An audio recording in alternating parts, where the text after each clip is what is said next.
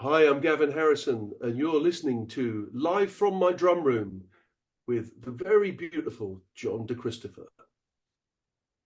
All right, everybody. Well, welcome to another episode of Live from My Drum Room. My guest today is an incredible drummer, just a phenomenal musician. And that, of course, is Gavin Harrison.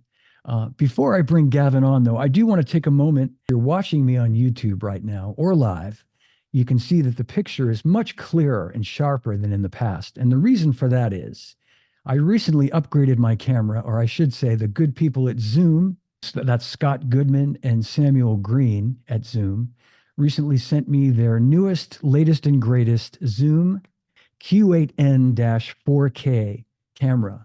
And that is what I'm using right now. And I'm definitely noticing a much sharper image, and it's faster streaming. I want to give a big shout out to my friends at Zoom.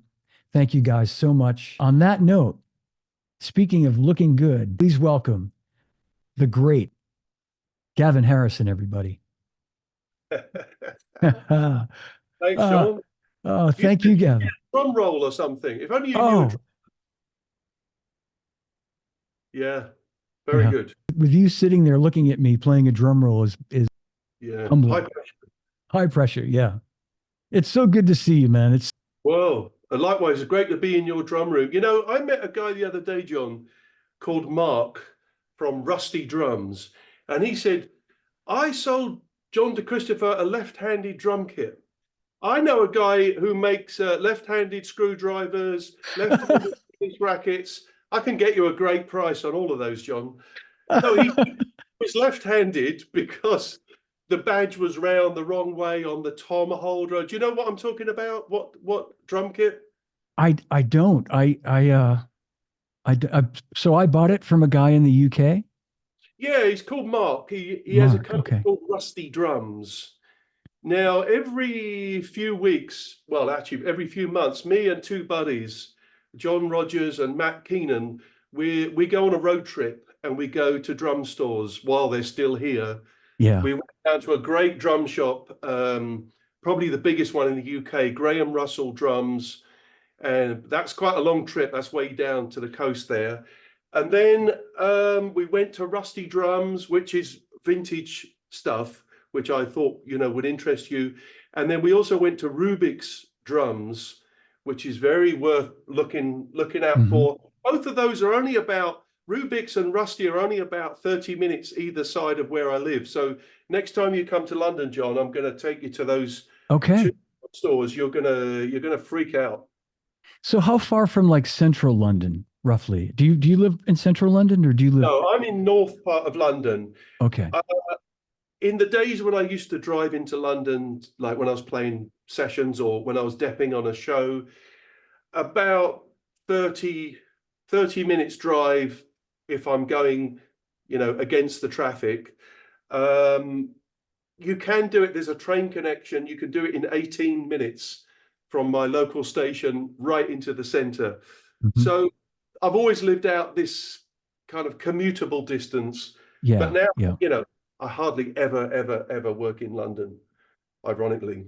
Yeah. No, I understand. And I know more and more players like yourself are kind of moving out of the city, moving out of it's so congested and so, you know, you can't really get around in a car anymore I'm in sure there central was a London. time when if you were a session player in New York, you need to live in Manhattan. Yeah. Now, the amount of sessions that happen in studios, less and less, and more people are recording at home, of course, is what I do. And then you never really get asked to go to a studio anymore. They just say, "Oh, can you record the drums in your studio?" And I say, "Yeah." It's actually a lot easier for me. I don't want to pack them down and put them in the car, drive to London, set them up, sound check. Yeah. That's a Yeah. whole lot more work. Well, the way you've got it set up there, you're absolutely right. I mean, that's like it couldn't be any better. And we'll talk about that too. But back to Rusty Drum. So I need to give that some thought and try to remember what kit that could have been that I bought from him. Or Hey, did you go to? You've been to the Chicago Drum Show, right? I have, yeah. Yeah, Mhm. which is kind of specializing on vintage, isn't it? It is. It's great. Yeah. Yeah.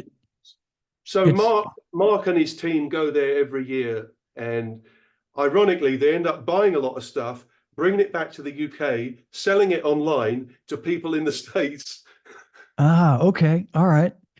Well, okay. I'm pretty particular about having the badge face the correct way, with on being left-handed. It's a challenge. Yeah. Now, this is And what I want to ask you, John. On some of the kits, like the old Gretsch, where you've got the monorail bar, which yeah, is obviously set up for a right-handed guy who's going to have the tom there. What do you do then? I almost always put the tom tom on a snare stand. And Okay. yeah, I started doing that a long time ago for that reason mainly. And also I'd seen like Charlie Watts and John Bonham and my heroes, Simon Kirk, a bunch of the Yeah. Brit drummers were doing that, and it just offered all so much more positioning. Yeah. So and Some of it's yeah, some of those old vintage arms, you didn't have much choice about where the drum could go. I had no, a Ajax kit. My very, very first drum kit was uh, a, a brand called Ajax, which I think was made in London, maybe something to do with Ivor Arbiter. And there was a few brands. Anyway, that had a print. There was only like two or three positions, and it was on one of those things where the teeth go, right? that's So right. it was Yeah, always a little bit too high or a little bit too low. You could never get in absolutely. the middle. Yeah, that fine, exactly. I have one of those kits, Gavin. I have it in my other room where I Oh, have a whole. I've added crazily to my collection, and I came across one of those kits, and I had to have it for the uniqueness of it. And I'll show you when we're done. I'll show you the kit, and I have it set up right-handed with the tom holder, and you described it exactly correctly. And then it's either a little too this way or a little too that way, with yeah. the tooth ratchet situation there. So that's so funny. So Wow. you've gone into another room now with more drums. Yeah. You still Yeah. married, John? I still am somehow. My wife, she is the best. She is the best, man. She is, Fantastic. yeah. We moved into this house a few years ago, and one of the selling points, not that I needed to be sold on it because it's a beautiful house in a beautiful town. And she said, "Well, you'll have an entire, lower level for all your drums." And I said, "Let's go look at it. Let's go check it out." So yeah, All right. Beautiful. fantastic. Well, Gavin, not surprisingly, lots of folks watching today, as I knew there would be, because you, my friend, are very, very popular man. So um, and it's so much has happened in the last few years since you were on with me, and you're back out there playing a whole bunch and making all kinds of music. I wanted, and we may have covered this the last time around, but I want to kind of come back to, I know Steve Gadd is one of your biggest, earliest influences. From just knowing you as a friend all these years, um, and I think Jeff Porcaro also was a big influence. Were there some others that you listened to that kind of helped form your? Oh yeah, sure. I love John Guerin's drumming. I'm going back now to my dad's record collection because I would be 10, 11, 12 years old. Really like John Guerin's drumming. I thought he had Mm, such a nice sound and a nice feel. yeah. And I like Steve Schaefer too. I know we both know Steve Yes. Schaefer. And when I heard his drumming on, um, there was a TV show. I don't know it was a comedian, an American comedian. I think the show was called Home to Emily. No, or maybe Uh, the name of the yeah. track. Okay. Yep. Uh, oh, it was anyway. It was on a Patrick Williams album, and it was the theme tune to an American, I don't know what, sitcom or something. I never saw it. And Steve's drumming on that track is unbelievable. Yeah. And he Yeah. does quite a few, what I would call little illusions. He plays fills that end on the one Right. and that blew my mind when I was a kid. I'd never heard anyone play a fill that went over the bar line and ended on one and. And I went, wow, can't believe it. and he played, I got, there were lots of drummers around that time that I was listening to, becoming aware of, and apart from, in the 70s and Billy Cobham, and hey, there we are, standing on a very high box, by the way.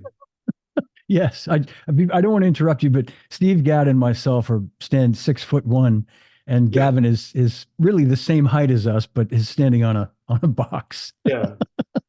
Like those Uh, guys in the films who were very short, they used to bring a box with them to stand on. yeah.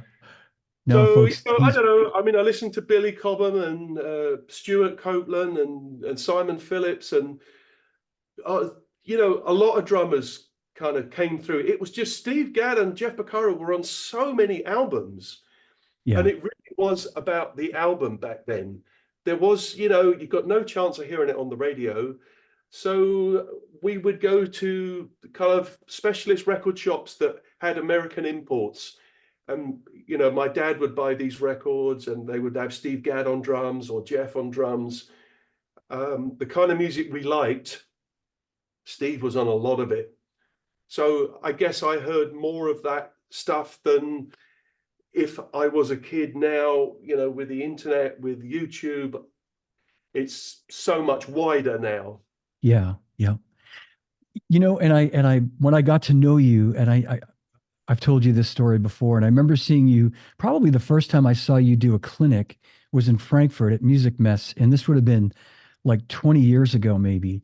And I remember we were hanging out, and during your clinic, you played this piece of music that I remembered it being like a Jeff Porcaro, David Paich composition for like a Paiste promotion. Do you remember this? It was, yeah.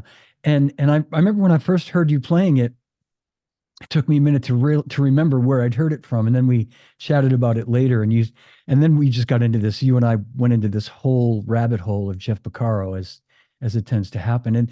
But my point, Gavin, is things started to make more sense to me as far as you're playing, because when I hear you play, there's this incredible feel. Aside from you have incredible technique, and everybody watching right now knows that you're probably maybe best known in a way for your incredible technique. It's just mind-boggling. But I think what sets you apart from so many other drummers is, on top of that, you've just got this real wonderful feel and groove that comes from listening to guys like Steve and Jeff and John Guerin, as you say, and Steve Schaefer, and all these great drummers that made a living playing, great time, great feel, great groove. So Mm. you've really created this unique, I think that's what makes you so special, is you've got this unique thing where you've got all this great technique, when to use it, when not to use it, how to sit down and just make the groove, just sit there and feel great. So bravo, my friend. Thank you. I mean, I always was attracted to the way the drummers make the music feel. The sound and the feel are the two things that hit you immediately. And also people who are not drummers, if I played some records to my next door neighbor, I think the first thing he would hear is the groove and the sound. Yeah. And the more, and the technique, do you know what? I think it's all wrapped up in the same thing. I can't remember hearing a drummer who had a great sound, but wasn't a very good drummer.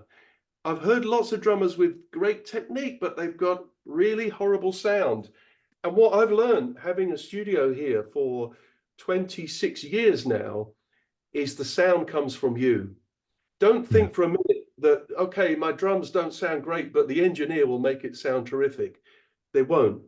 They won't. It's not about the engineering. Okay, you can have great mics and a great room, and there's lots of tricks you can do in mixing.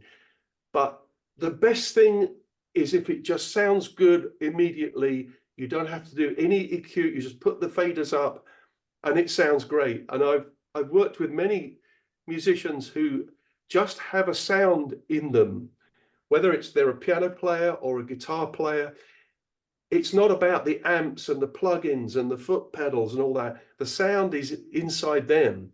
And Yeah. you can tell that because if you take them to a music shop and they pick up a guitar off the wall, as soon as they play it, it sounds like them, right? If you take Jeff Beck to a guitar shop, it'll sound like Jeff Beck. He might not be very happy because it might be a cheap, crap guitar, Yeah. but it sort of doesn't matter in the end. The sound comes from you, and that's something that obviously comes from your influences, the records you've heard, the things that you've loved, and you thought, I want to get that snare sound.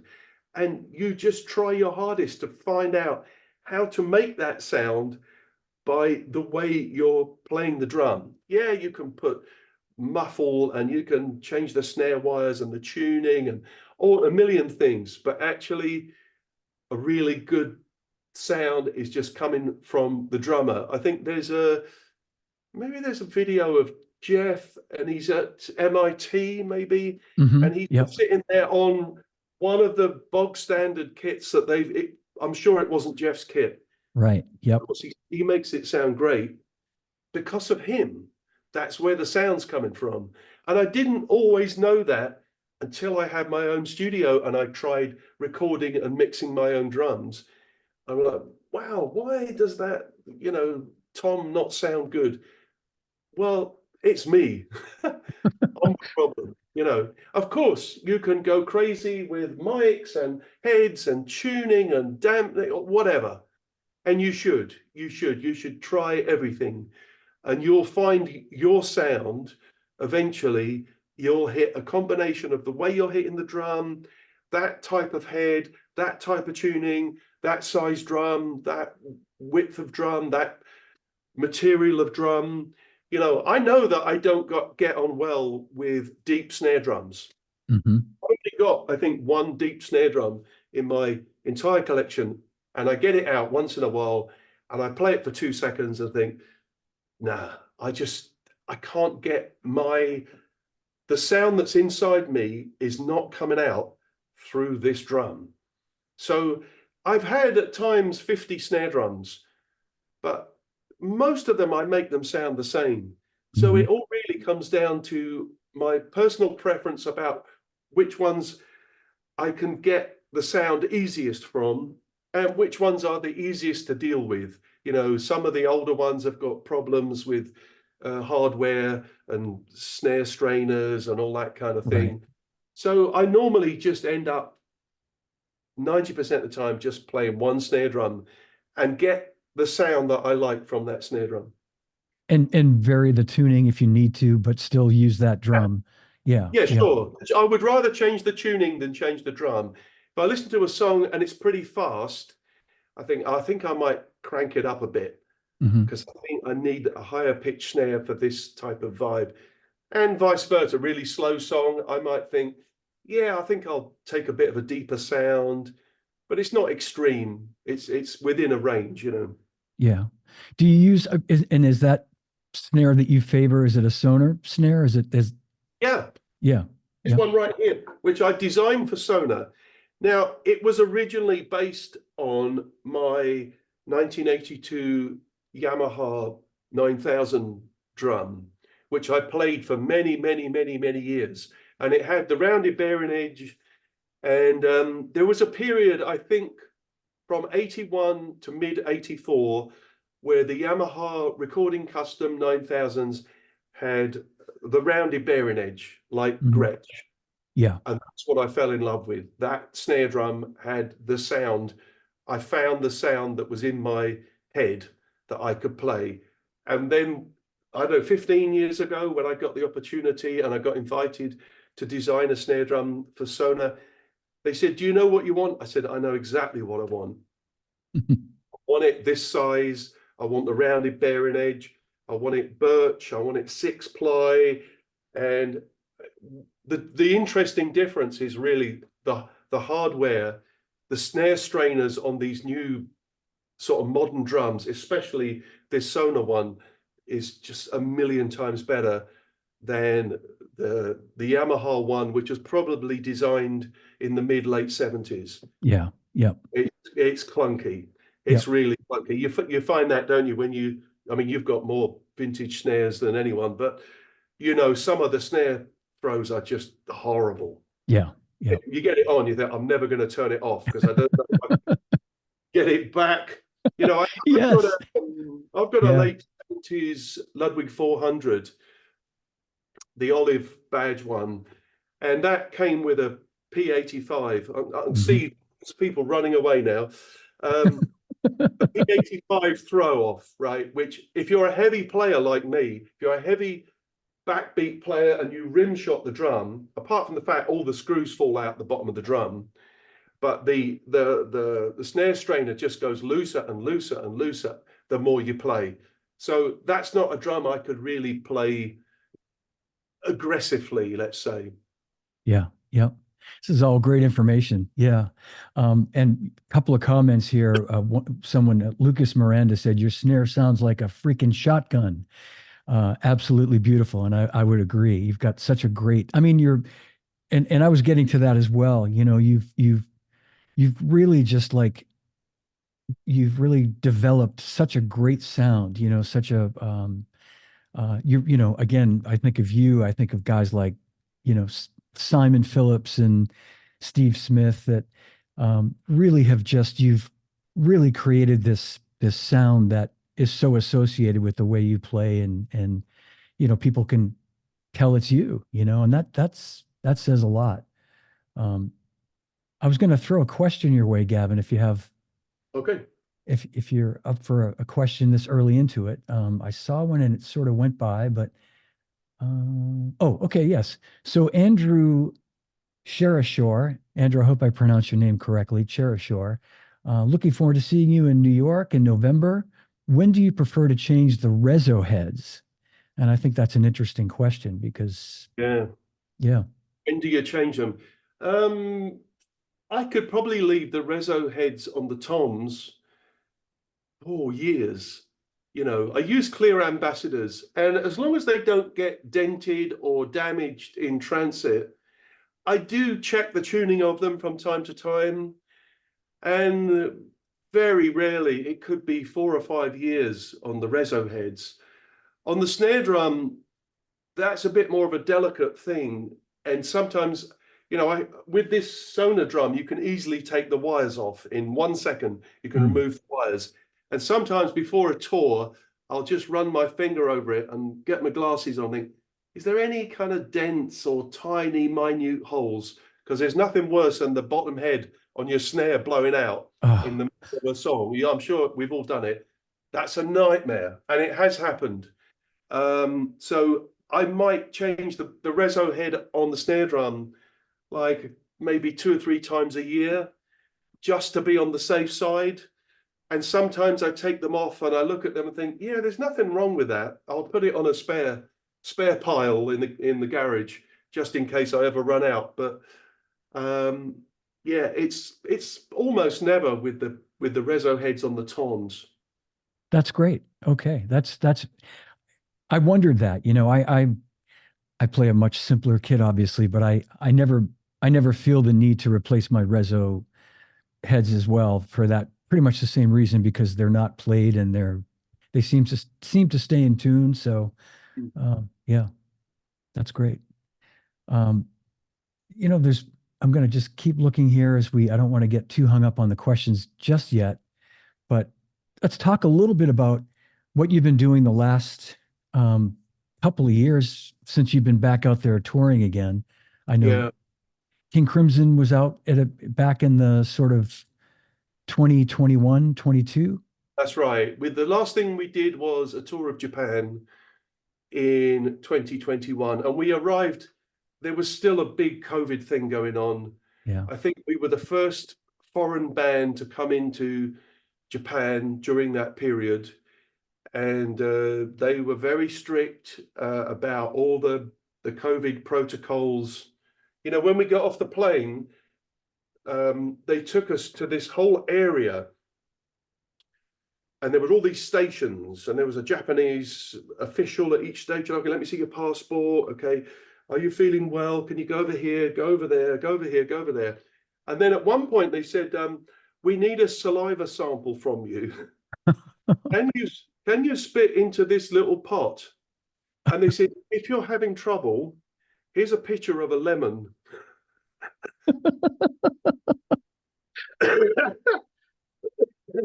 Anyway, it was very funny. They were so sweet, and they took us to the hotel, and we were not allowed to engage with the public for something like 8 days. We had to isolate for 5 days in a hotel, and that's very weird. I've never spent 5 days of my life in one room. That was kind of freaky. The first 3 days wouldn't even come out. On days 4 and 5, they said you can go, there's a park outside. You can go for half an hour walk, but on your own, not with any other person. And don't speak to anyone, and don't go into a shop. You can walk around this park and come back. You must not go longer than 30 minutes. And we did that twice a day for 2 days. And it was pretty surreal, John. I mean, I love going to Japan, my favorite place to visit. And we were in a beautiful hotel, and you're jet lagged. The whole thing's kind of surreal. You look out over Tokyo, which is, just building after building. It's like Manhattan times 50. Yeah. And it was very surreal. But anyway, so we did a short tour, maybe 10 shows in Japan. And that was the completion of the project that Robert Fripp started in 2013, when he had the first idea for this new version with 3 drummers. Right. So, and that was really the completion of that. Then 2022, we went out on tour, Pineapple Thief, we went out on tour. Then Porcupine Tree, we decided to reform. We made a new record, and we went out on a tour. That would be 2022 as well. Mm-hmm. I think most of the people who were very nervous about COVID had pretty much got over it by then, even though the percentage of no shows was still quite high. Mm-hmm. Sometimes you'll get 7, 8, 9% of people who've bought a ticket, got a seat, and still don't come. Wow. Yeah, amazing. Sometimes they're in the front row, and sometimes they've bought, in the case of King Crimson, they'd bought a VIP meet and greet thing and a front row seat, and they still didn't come. But the Porcupine Tree tour, that was great fun, really. Yeah.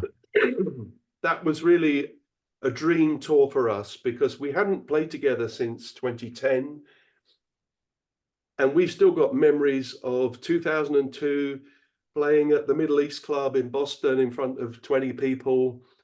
Wow. And, having a horrible time in a van, sharing rooms in horrible hotels, red roof hotels, and and having grim times. And at that point, you're always dreaming of, wouldn't it be great to sell out Radio City Music Hall? Wouldn't it be great to sell out Wembley Arena? And then there we are, 2022, we did it. Man. It was great fun. This time we had a bus each. It was like Emerson, Lake and Palmer. We had one bus each, me, Steve and Richard. Fantastic. We certainly paid for it, I'll tell you. But it was great fun to play those songs again, play the new album again, and sort of rekindle our friendship again. So that was a really nice thing. And that spelled over into 2023. We did a festival run in Europe. We did 12 festivals or something. That was good fun. And then in the meantime to all that, we had written and finished a new Pineapple Thief record called It Leads to This. And we did our first tour of that album earlier this year, February, March, April, February, March. Mm-hmm. And that was great fun to work with those guys again. And I believe you've got a little piece to play, haven't you? I do, yeah. And maybe we should get to that right now. It's a great segue. And I know you're adding dates to the tour you have scheduled in the US in the fall. That's right. Yeah, Pineapple Thief tour. And that's right. We're coming out November, December. And we were just waiting for the final West Coast dates to be confirmed. So the piece that you're going to play, I believe, is called Every Trace of Us. Correct. And of course, I've sent you also some isolated drums so we can really hear what the drums are doing. Great. Fantastic. Well, yes, thank you for setting that up for me, Gavin. This is Every Trace of Us, the Pineapple Thief, from the latest record that came out in February. Yeah. Okay, it leads to this, and here it comes. I want to see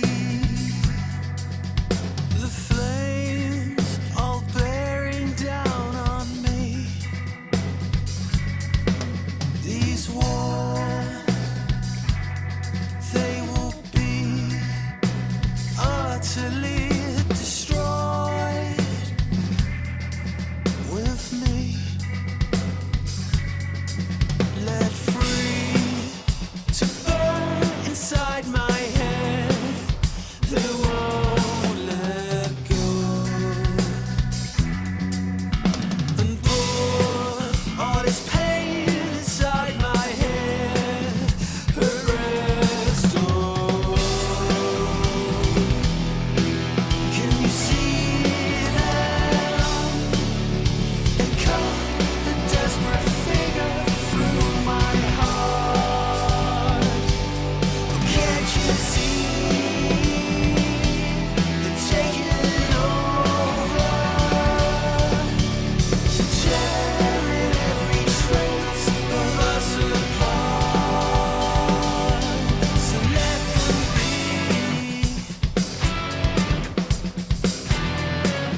Just leave things fall.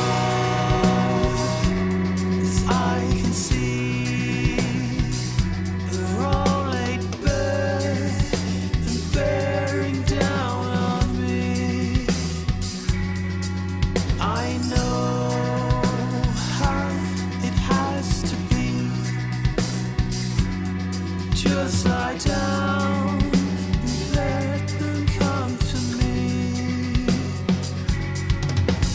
And pour all this pain inside my head. Arrest all. Can you see them? They cut the desperate figure through my heart. Can't you see they're taking over, tearing every trace of us apart? So let them be.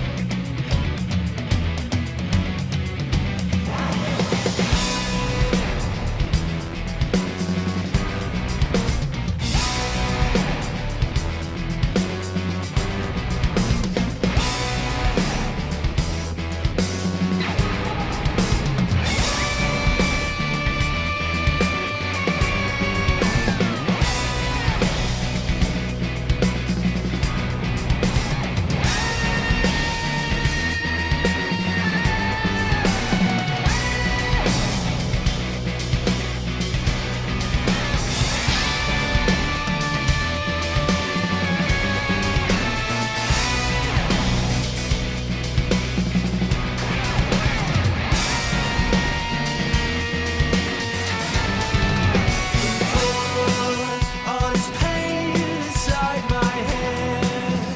Arrest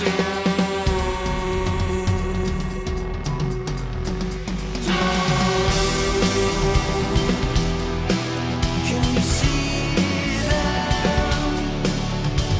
Cut the desperate figure through my heart. Can't you see they're taking over, tearing every trace of us apart? So leave them be. Man,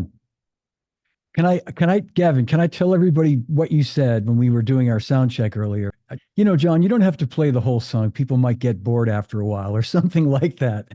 And I think like myself, people were riveted by that, by your performance, by the song, by the track itself. Man. Oh, thank you. Thank you. And Actually, it's funny. I can hear the bell of this ride. What's this? Constantinople medium. It's one of the things when if I know I'm going to play the bell of the ride, or there's going to be some ride action, that's when I might think, yeah, I might want to audition a few rides first. If Mhm. you're playing like, time here, or you're going to really lay into the bell, this one's got an amazing bell to it. And I can hear it coming over the speakers here on my little laptop. Oh, And great. yeah, that sounded good. So I'm pleased that I chose the right ride symbol. I think you chose the right ride symbol. That sounded phenomenal. Well No, done, and my friend. some of you might have guessed it is mostly in 7. Now, if you play that on a left-handed kit, John, that's 4/4 for you. I would still struggle with it though. And what I wanted to do was in the verse just have one backbeat.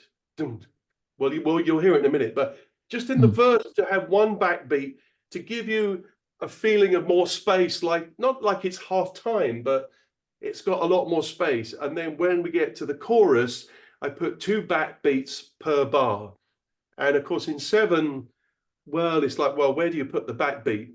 You can either Yeah. put it on the kind of 2 and 4, and then you chop off the last 8th note, or you can start to put it in different places. That's something I really enjoy doing with Odd Times, is where to place the backbeats. And in longer Odd Times, when they're like 15 or 17 or 19, it's almost like 2 or 3 short bars put together. And you can kind of tell a story about where people can feel the downbeats and the backbeats in 7 or 15 or 19 or whatever. That interests me a lot. But I thought, just for fun, just for the people watching today, it might be interesting just to hear the first 30 seconds of that. I know I sent you the drum track, the isolated. Yes. So here's about 30 seconds of the isolated drums to Every Trace of Us, the track we just listened to, and here it comes.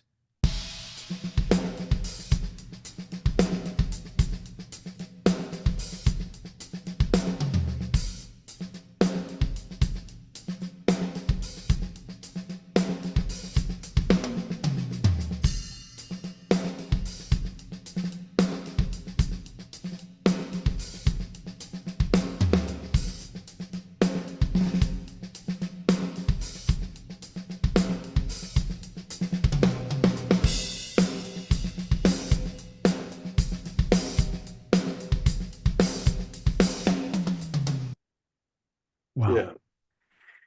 And sonically, can we take a second to, there's some questions we'll get to in a second, but sonically, your sound is always just impeccable. And as you alluded to a few minutes ago, you do all your engineering. You basically record your drums and you mix them yourself.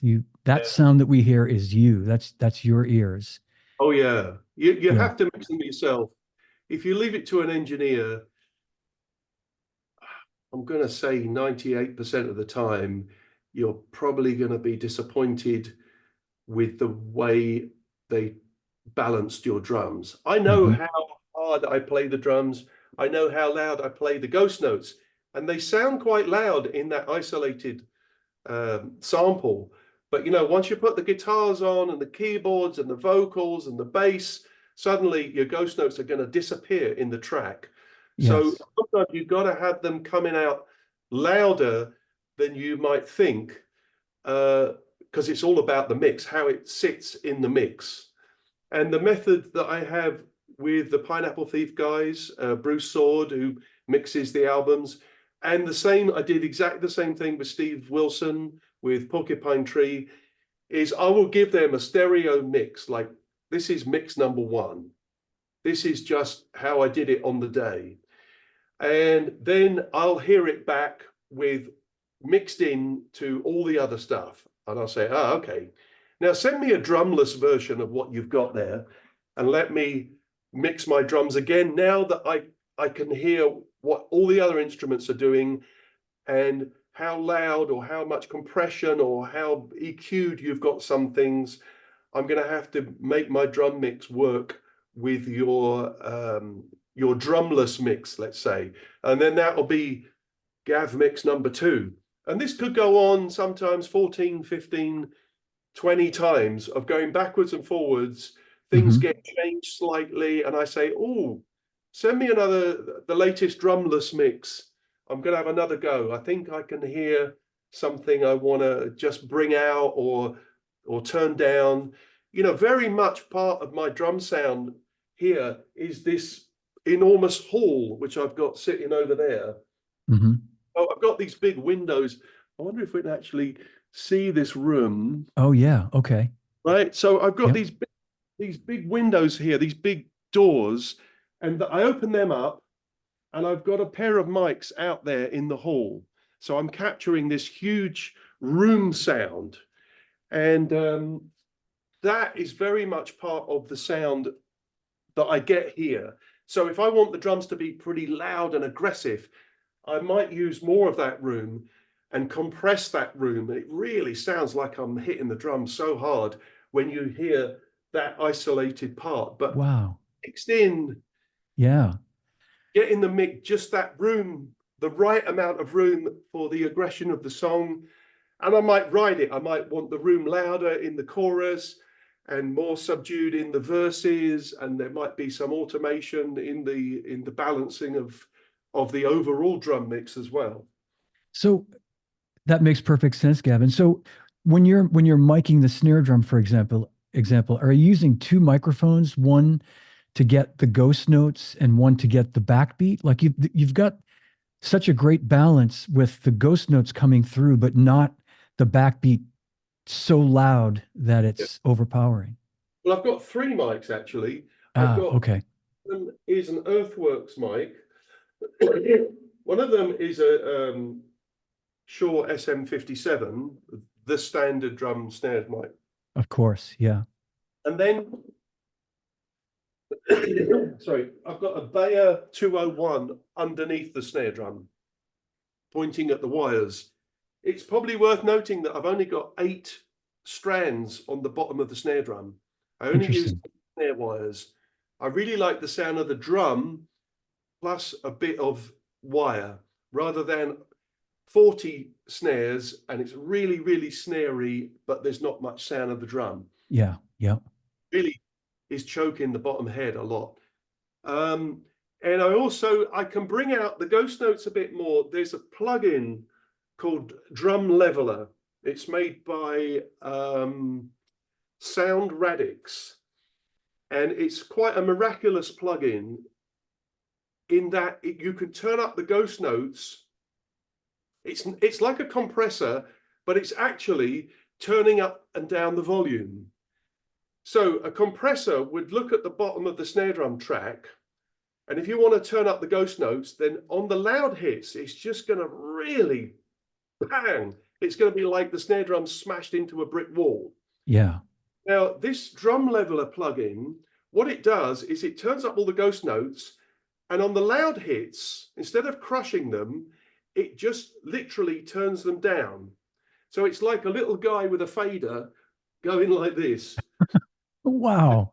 Automated dude who is just turning up and down a fader. Of course, it looks ahead, so it knows what's coming. So it's doing like a million little volume changes rather than the classic thing of a compressor, which gives you this crushed sound. Yeah. Sometimes that's good too. I do go, if I want to compress the room mics, or sometimes even the top snare mic, I might crush it a bit because the crush makes it sound like you're really hitting the drum hard. It's got a lot of excitement to it, but it does sometimes it ruins the attack by crushing off the transient at the very beginning. So and I can bring out the ghost notes a little bit more by using this plugin, but really the best way is just to play them at the volume you really want them. All these little tricks, you can only go so far with it. It's help, but if you like If they're way out, then you just need to re-record it and play the ghost notes louder. Or if they're too loud, play them quieter, you know. Well, the ghost notes, were so many people commented as well. I've been listening to this track a bunch over the last few days, and there's such an intricate part of the drum part that you composed. They're just and they're so clean, and they're so present in the mix. So thank you for explaining how you achieve that. That's Yeah. Because fantastic. I've had a couple of decades, John, to try every experiment I can think of. A couple of decades of moving mics and trying Yeah. a different, moving this and moving those a couple of inches and a different, some days I just experiment with the sound and see if I can improve the overhead sound, or see if I can improve the bass drum mic thing. And sometimes it wins and sometimes you lose. But Yeah. mostly over the decades, the things that got better really were my experience as an engineer, a drum engineer. Don't have me recording guitars and bass and vocals and strings. I don't need to. And I've got no chops for that. I don't know how to record a guitar amp. That's not my business. But I specialize in just recording drums. Yeah. I know what I'm doing. Have you done it for other drummers? Have you engineered other projects for other? No. Yeah. So I've been asked a lot. But you could. Yeah. Some record companies, my fear is that they'll send me a really terrible drummer and I'll be sitting there with the headphones on, like, how did I end up doing this? I'm just sitting at the desk like, oh, God. Yeah. No, I understand. Yeah. It's well, I'm going to read a couple of questions. Iris Stoneheart is saying, "Hello, Gavin. Can we expect you to be playing more marimba on the new project, or playing marimba on the new project? If so, what inspires you when you play marimba?" Yeah. First of all, I'm a marimba owner. I'm not a marimba player. There's a very big difference. I bought a marimba about 14 years ago, and I love it. But I'm out there with a Chinograph pencil going, one, what's the second note? Two. And I have to learn to play every pattern. I'm not like, oh, here's the chart, here's the chords, off you go. Yeah. I look for, if the person I'm working with has said, can you play this part? They send me a MIDI version and I figure out, I'm doing like 2, 3, 4 bars at a time. And luckily, the technology these days, I can get away with it. But any real marimba part, I wouldn't touch. I'd have a real marimba player play it. If it's just simple or I'm experimenting, I've done some nice sort of rhythmic experimentations where I've just played 2 or 3, 4 notes. That's great fun, but I'm really not a marimba player. Yeah. No, and to your point, it takes a lot of dedication to play that instrument at the proficiency that you play the drum set. And that's the problem is with it. I've got guitar, I've got bass, I've got a beautiful Wurlitzer electric piano. I play them all badly, John. I play them usually to write songs or parts of songs. There was a section in that song you just played that goes into 6. And whilst we were writing the song, Bruce was at my house. He was upstairs actually writing the verse. And I was playing along in that pattern in 7. And I suddenly thought, I've got an idea. Why don't I play this kind of tom riff up the drums in 6? And then I went to the electric piano and I found a scale that I really liked. And by the time Bruce came downstairs, I said, look, I think I've got this middle section. And he liked it. And so we just went off on this kind of thing. But that's about the extent of my keyboard playing too. Yeah. Our friend Yard Gavrilovich has a comment. I can see how Gav and Jezza get along with the recording side. Just wanted to say hi to our friend, good old friend Yard. What a great guy. Yeah, what a great guy. Well, should we move along? I'll come back to some of these questions, and as I anticipated, there are lots, and again, we do want to have the world premiere of the latest track from your Yeah. new project, and I'll let you set this up, Gavin, if you'd like. This is a project I've now completed with a great talented, I think of him as a bass player, but I think actually he's a guitar player by trade, but he mostly plays bass. He's a wonderful composer, and he's called Antoine Fafard. And he's done some amazing records. I did one with him 3 or 4 years ago, and he's done records, that feature Simon Phillips and Vinnie Colaiuta and Gary Husband, and there's Chad Wackerman and Dave Weckl, and amazing. He works with some amazing drummers. And so we've done a new album that's going to be released. The announcement of it, I think, will happen late May, and I believe the record will be ready in July. This is called Perpetual Mutations. There you go. Okay. There's the first copy of it. And I did the last record I did with him was more orchestral and string quartet based. And this time, we've chosen some quite unusual instruments to put together. Antoine always writes some amazing odd time signature stuff, which presents the challenge that I love, to try to come up with nice rhythms that flow, that groove, that feel good, even though they're in 15 in the case of this first song. Yeah.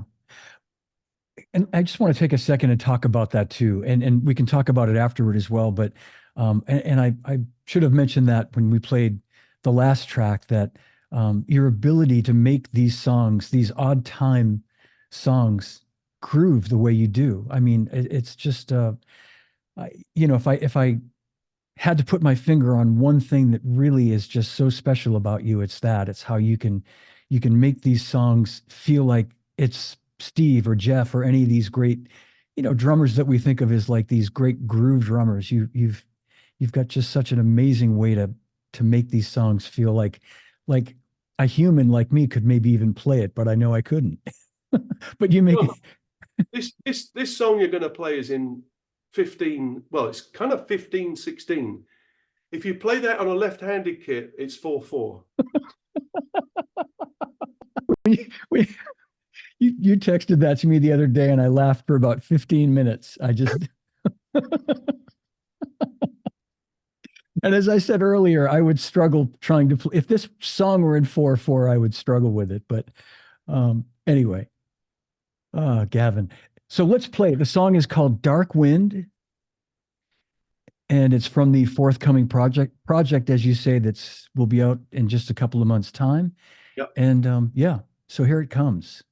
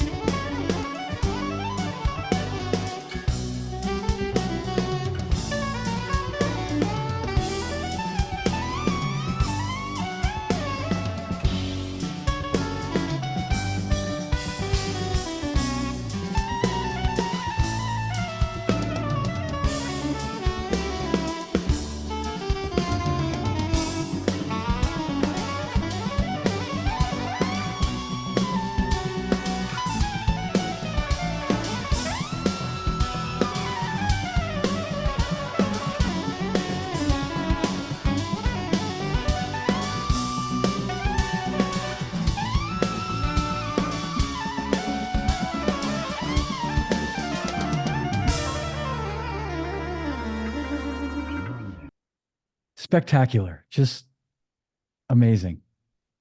It's funny, some people ask me, how do you count in 15? And I just say, I count everything in one. So instead of going 1, 2, 3, 4, 5, 6, 7, you know, I just go 1, 1, 1, 1, 1, 1. And then I always know where the one is. I was waiting for the big reveal. Yeah. But the truth is, John, with all odd time signatures, they always sound scarier than they are. Especially when people start saying, oh, this is in 21, or this is in 27. You think, oh my God, there's no way I'm going to count to 27. There's nearly always sub kind of structures inside that. So for instance, with 15/16, you could play it like 4/4, except beat 4 is going to go 3/16. So you go 1, 2, 3, stud the 1, 2, 3, ba ba ba 1, 2, 3, fa fa fa.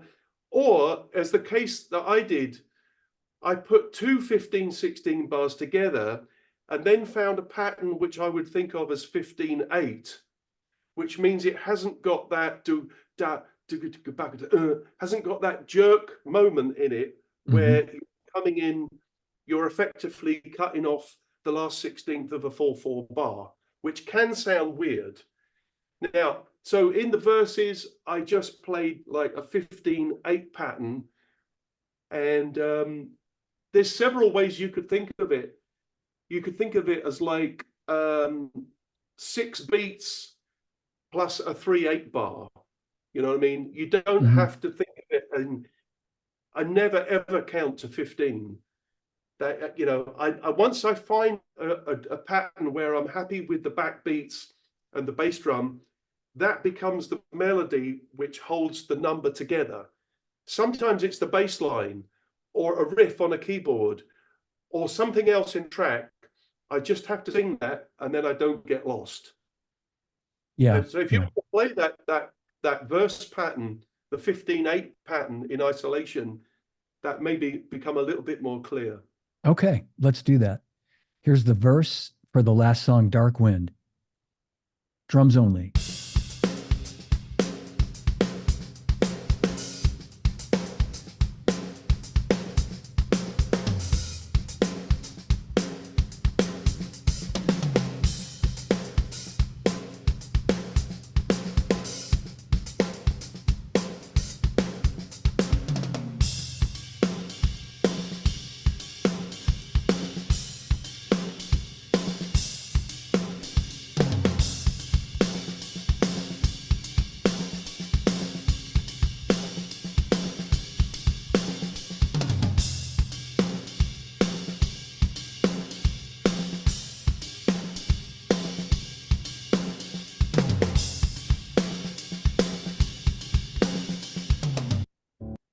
Yeah.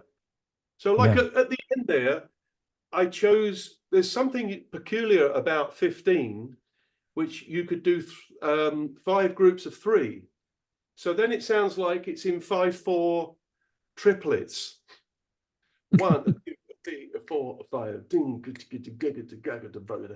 know what I mean? So you can play people's perception of how they feel the time on, you know, on that second section. I just played like quarter notes, and then on beat 4 I play 3/16s, and then I switch it to the let's say dotted 8th notes, and that produces this illusion of a shuffly 5/4 beat.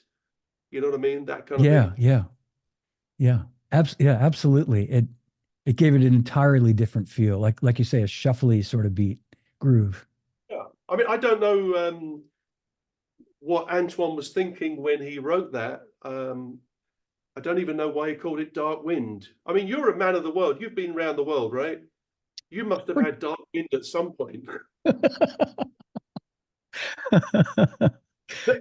sounds like something that happens when I've had a good dark beer, you know, a dark ale. Exactly. Maybe, well, next time I see Antoine, that'll be my first question to him. Man, and so when he wrote that song, he had written it in that time signature. Like you basically you created your part based on that time signature that was already existing. And he presents a pattern. He's written a pattern on a drum machine. And I can't remember whether he had it all in 15/16. I decided that the verse should be, the pattern should go over 2 bars, making it 15/8, which gives me a bit more room to maneuver. If you stick with 15/16, then you've always got that kind of jerk moment at the end of the bar where you've chopped that 16th note off, which can be nice, but in this particular case, I chose to contrast that with the 15/8 as well. I So, see. Yeah. I mean, this is a very small taste of the overall project, but there's some very nice arrangements and a lot of more unusual instruments going on. We've got a guy playing handpan, like a sort of hang drum thing. Yeah. And there's someone playing cello, and there's someone playing oboe, and instruments that you don't usually associate with the drum set. I mean, as well as kind of bass, drums, and piano, which is there most of the time. So a very interesting project to make. Yeah. Well, this project, and if you would like, I can play a few seconds of the bridge section that you sent me as well. Yeah. So I I think think this that would. I was explaining about the 15/16. So when you first hear it, I'm playing quarter notes on the bell, except the fourth one is only 3/16. And then after 4 bars of that, I play every third subdivision on the bell. I keep the downbeat and the snare drum backbeats the same in both halves. Yeah. Getting really technical now, aren't we? No, but I think people that are watching right now understand this. They Both of them, yeah. yeah. Oh, Gavin, you kill me. Okay, so here comes the bridge section of Dark Wind. Drums only, isolated drums.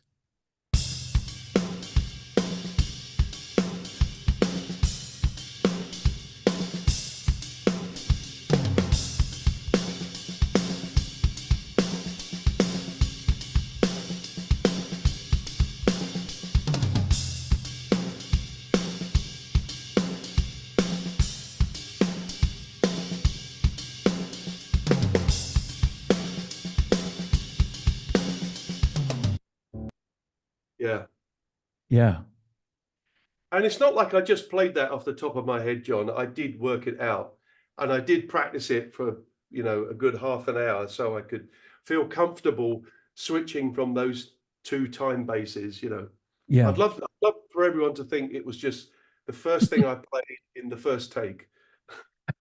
Well, I'm guessing you probably got it in once you I would bet that once you worked out what you were going to play, the takes came pretty easy for you. Yeah, and the way you work at home on your own now, you haven't got to kill yourself. If I do 4 takes, I'll maybe do 4 takes from beginning to end, and there may well be mistakes, but I just keep going. I messed that up, but don't worry. Okay. And then I might edit between those 4 takes. I normally pick the one that I think has got the best feel, and then I listen to the other 3 and I think, oh, that was good. That moment's good. I'll chop that in, and there's a mistake there, so I need to fix that. And I do use the technology to make life easier. And I'm coming from a place where I started in a very different way, making sessions on tape, playing with bands. When I used to work at the BBC with my dad, we'd rehearse and record 10 songs in 3 hours, finished, mixed Incredible. as well. Yeah, yeah. So that's where I started. Yeah. You just play well and not make a mistake. But when you're playing quite complicated music like this, I don't worry. If I make a mistake, I think, oh, I'll fix that later.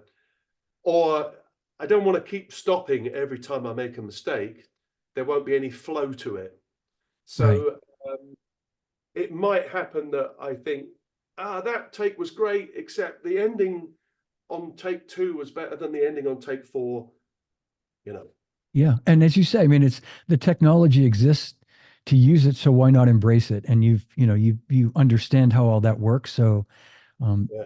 and it's important for people to know this, that at least my guess is everything is done with a click track. So you're playing with this, you're getting this incredible feel while playing to a click track and making this music that's so complicated feel so great and groove so nicely. Yeah, Yeah, it's actually incredible. sounds a lot more complicated than it is. When you start to analyze it, the music isn't that complicated. It's just that people are not used to odd time signatures so much, and they get a bit frightened. I remember when I was a kid, I went to the National Youth Jazz Orchestra in London, where all the kind of most talented kids in the country used to go and play. And I sat behind the drummer, great drummer called Graham Ward. And one day they put up a chart and it said it was 11/8. And I looked at this piece of music. I thought, I don't even know what that means. I'd never seen anything outside of 3/4, 6/8, or 4/4. I didn't think anything else existed. And my chin was on the floor. He stormed through this piece. Wow. Yeah. Like, wow, okay, I've had a big lesson today. There is a lot more out there rhythmically than I have ever considered. And there still is now. I still hear things now, and I think that is amazing. And I've got to work on that kind of thing. I want to understand it. Was there a drummer when you were just starting out? I mean, listening to guys like Steve and Jeff and all those drummers we talked about, was there someone that really sort of sparked your interest in wanting to get into more progressive, odd time stuff? Was it like Billy Cobham? Was it, or was it just maybe some music, listening to King Crimson as a kid, that made you want to kind Yeah, of go in that direction? I would hear it, when I heard Space Boogie on Jeff Beck in 1980, and I recognized, oh, that's in 7. Wow, that's very interesting. And how do you play a fill in 7? Where do you go? Mm, Where do you sort of land? And then you play a little bit. And I used to have a friend come round the house, a bass player called Martin Elliott, and he would bring his bass and a little amp, and we would sit in my shed at the end of the garden. And I'd say, let's try and play this Frank Zappa riff. It's in 21, and let's I tell you what, you play in 5 and I'll play in 7. Let's see what happens. And we'd just end up laughing because it would be ridiculous. Or we'd fall apart. And I say, oh, Martin, if you play this riff in 7, I'm going to try and play in 3. And I think every 7 bars I will land back with you, and every 3 of your bars will be the point where we resolve. So the pair of us used to try these little experiments just for wow. fun. Yeah. Yeah. Jam we would get a Frank Zappa record and think, oh, what's that riff? And then we'd sing it, and then Martin would play it, and I would try and play along. I remember later on in the mid-80s, I bought a little Roland bass line. It was this little automated plastic kind of machine, and it had 1-octave keyboard, and you could write bass lines on it. It was very complicated to program. And then I realized that you could do anything up to 16. So you could do 15, 14, 13, 12, 11. You could make loops in different time signatures. So I would write a bass line in 13, 1 bar, and then just play along with it for 20 minutes. And after 20 minutes, it doesn't sound odd. It's actually starting to feel, you're starting to feel it. Yeah. Really important that you need to feel it. That the really hard thing is if you have to count. I can't play and count like that. I mean, some of the time signatures are so long and so fast, I couldn't count them anyway. But I need to feel the thing. So, you can do it now with computers. You can loop a bass line in 29 or whatever, and just spend all afternoon playing to it, and eventually it'll start to feel as comfortable as playing in 4/4. So that's really interesting. So not all, but a lot of the odd time stuff you do with, say, like King Crimson and those long songs, they're long compositions.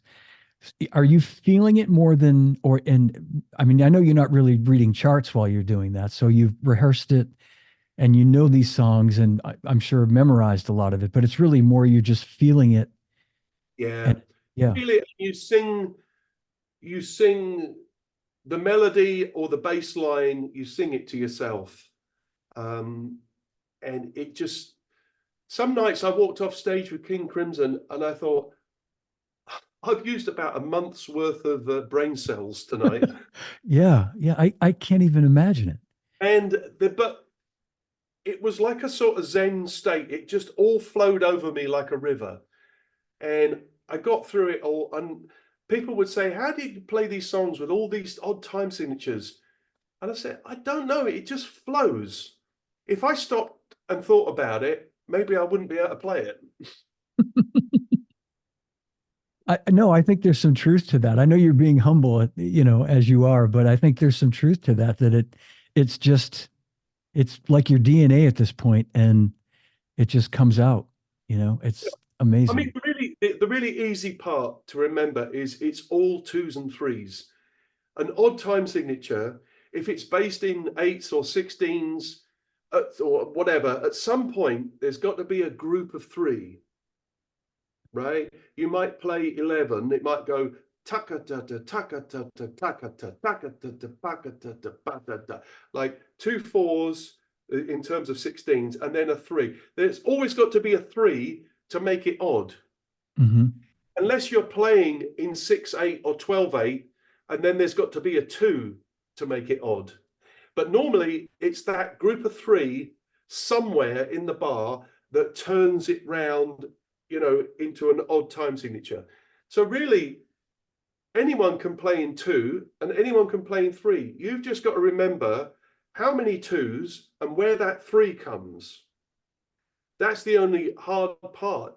There's like, when I was working with Mick Kahn, because he was Cypriot, Greek Cypriot, and he said the only thing you need to know about Greek 9 is duck duck duck tagada duck duck duck badada dun dun dun dagada. That 3. So you play like 4 accents. Ba ba ba da da da dick dick dick dagada dick dick. He said that's the important part, and the music and the dance all is relying on that accent, that group of 3 accent. And that's because he grew up in Cyprus. It felt like second nature to him. Yeah. And I thought, well, that's I guess any odd time signature is about the 2s and 3s. Very interesting. I'm gonna get to a couple of quick questions, Gavin, as we start to wind it down a little bit here. Van Hoonsberger, I hope I pronounced your name correctly, Van.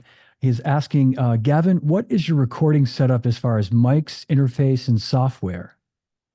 Okay, the mics are, there's an AKG D12 VR inside the bass drum on a Kelly shoe. Mm-hmm. There's a Shure Beta 91A underneath it on another Kelly shoe. So there's 2 mics in the bass drum suspended in the middle of the bass drum. Okay. The snare drum mic, I think, is SRL20. That's actually a bass drum mic, the Earthworks bass drum mic. And I saw that the guys from Drumeo were using it on the snare. And I wrote to the engineer, I said, wow, the snare drum sounds amazing on this last video that I saw. And he said, yeah, it's actually the bass drum mic from the Earthworks pack. Mm. The snare drum mic, of course, the SM57, the Bayer 201 underneath. I've got Neumann, what are they called? KM84 on the hi-hat and the ride. These 3 are the, I think they might be called DM20 Earthworks, those 3. And then on the floor toms, they are AKG 414. I think they might be called XL. Yeah, XL.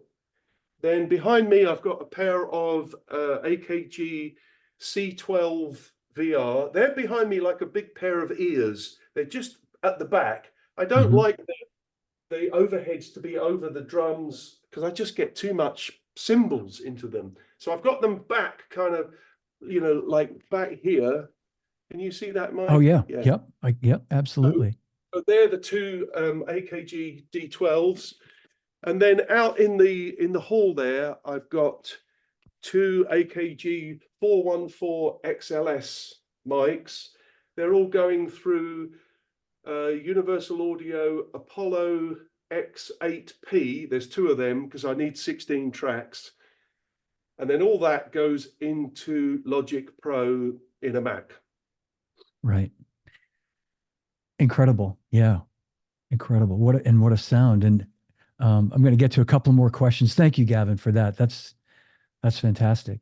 And everybody watching, just so you know, if you're not familiar with my show, Live from My Drum Room, this will be up on YouTube, but you'll be able to watch this over and over again if you want to take note of all these microphones and specs that Gavin has so kindly laid out. Betsy Ortega has asked how many songs are in this new album, and loved hearing all the new instruments and grooves. Yeah, there's nine tracks on this this new Antoine Fafard Great. Perpetual Mutations. But you'll see, I'll put some clips and some information up on Facebook and Instagram soon when we have the record ready to be go on sale. Great.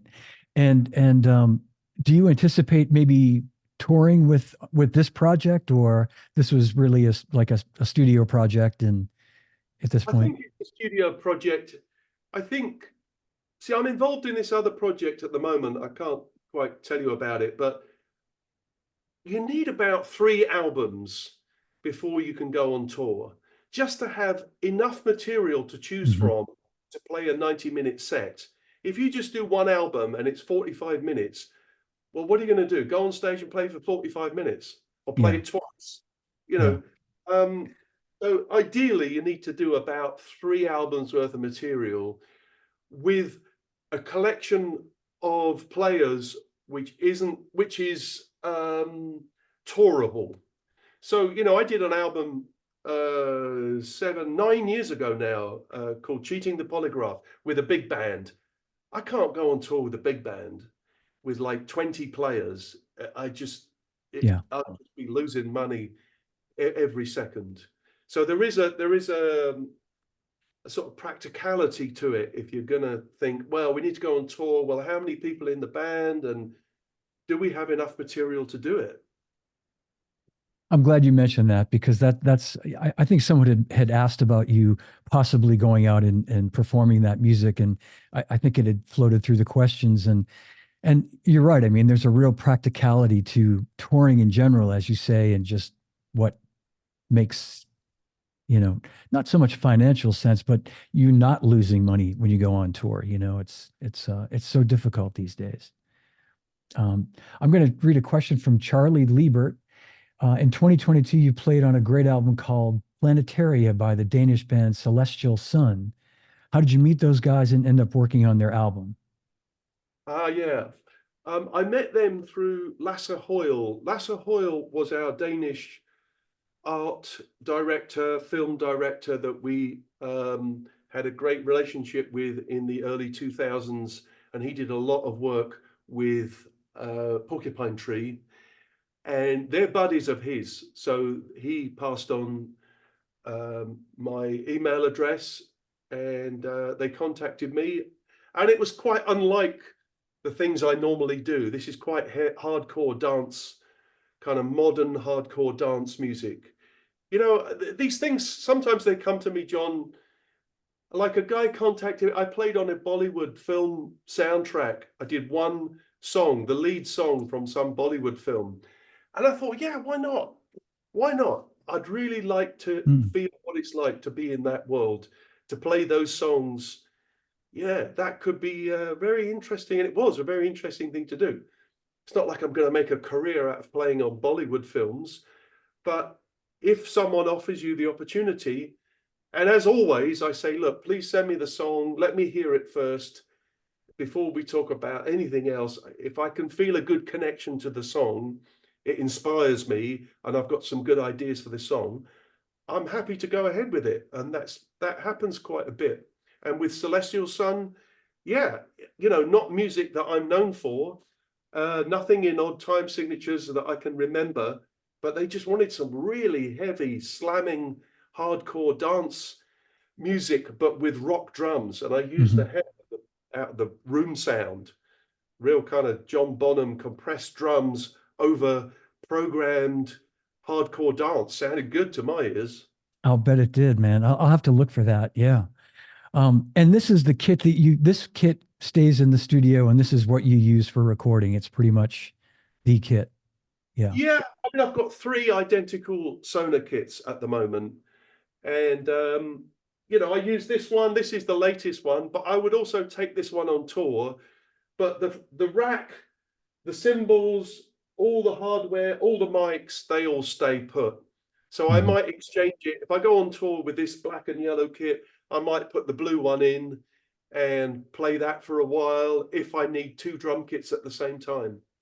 Right.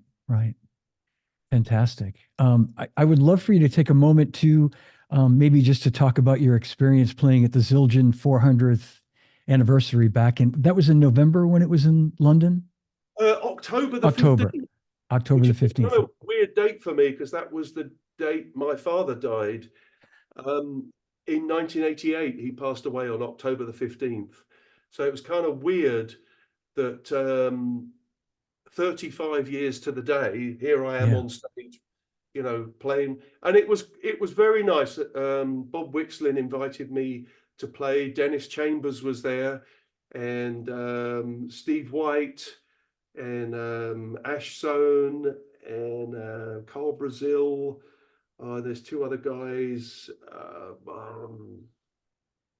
Anyway, you'll find it on YouTube. And we all got to play with a live band.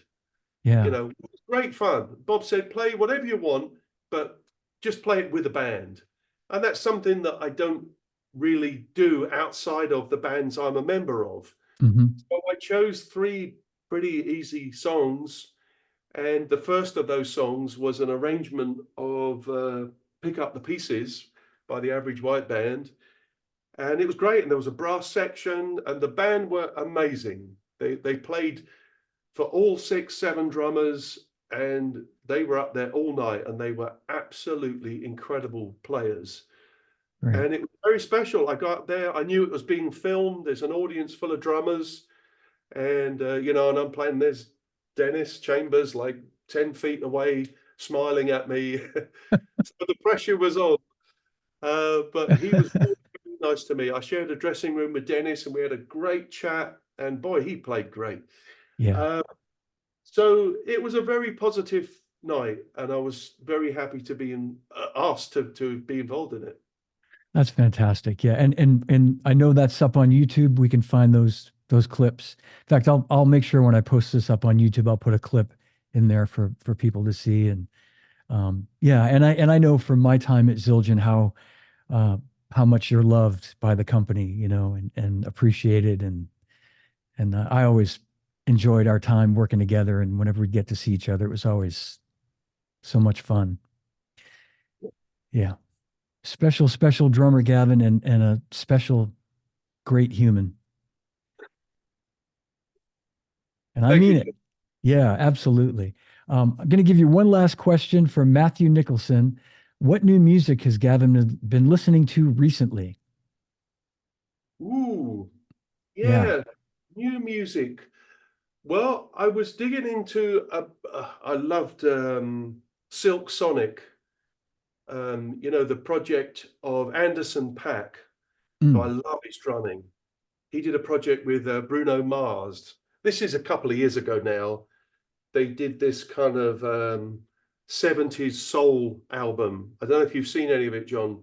It's called Soul Sonic. Yes, I remember this. Yeah. And it's called Silk Sonic.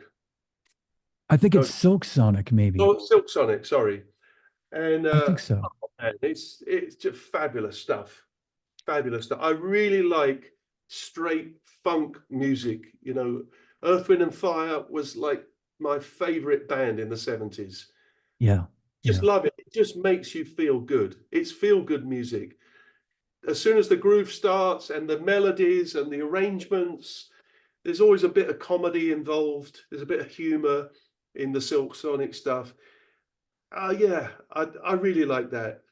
Other than that, I listen to all kinds of stuff on, you go into one of those rabbit holes of watching clips on YouTube, and it really makes me wonder if I could have survived this as a young kid, the distraction of all that material there, Yeah. there's millions of drummers on you. It would have blown my mind.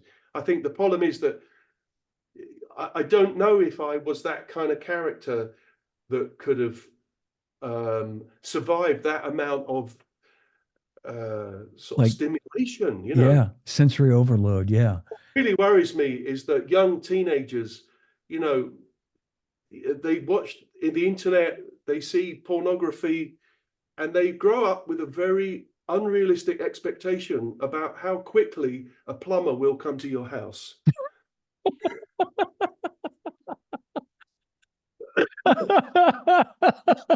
They just won't turn up that quick these days, John. No, they won't. Not like the 70s. Oh my God. Oh, I love it, man. But yeah, I mean, but to your point, man, it was such a great time. I'm a few years older than you, but that music from the 70s has such a soul to it. It's just, there's a bunch of radio stations that I listen to that just plays all that music. And I have a bunch of playlists in my iTunes when I go running that I listen to because, the sound of the drums back then and the bands and the like you say, the horn sections. And it was just such a thing. And I'm glad that we had that as a sort of foundation, growing up to listen to that. I can't think there's a day where I would come home and if Hannah put on Earth, Wind and Fire, that wouldn't put me in an immediate good mood. Yeah.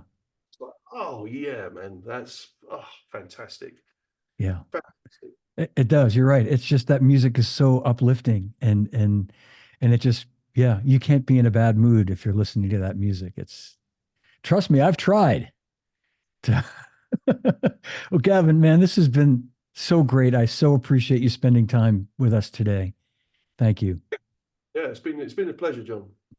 Pleasure's been mine, and I know it's getting close to the hour when the butler will be serving you dinner. So yeah, he'll be ringing the bell soon. Yes, I want to thank you for being here. I want to thank everybody for watching today. A big hand for my dear friend Gavin Harrison. Yes. Thank you. Thanks for watching, everybody, and we'll see you all real soon.